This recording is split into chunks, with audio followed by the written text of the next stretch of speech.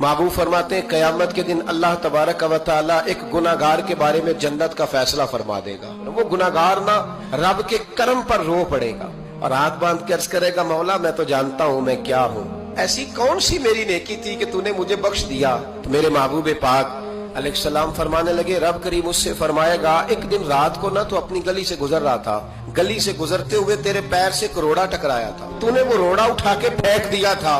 क्यों फेंका था?